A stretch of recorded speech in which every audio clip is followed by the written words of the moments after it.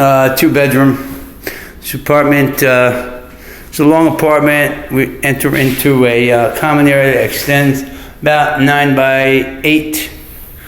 The apartment has high ceilings, recessed lighting, exposed brick, fine finishes, dishwasher, stainless steel stove, oven, microwave, convection, and refrigerator. We have a bathroom, basin sink with shower, and we have the first bedroom. It extends about 12 by 9. 2 windows facing the street, has a closet and upper storage, and also has a toilet room, private toilet room, half bath.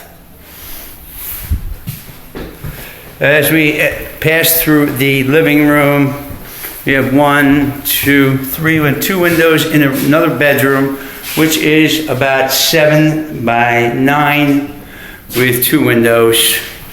Can fit a twin or full-size bed comfortably. Beautiful apartment on Madison Street.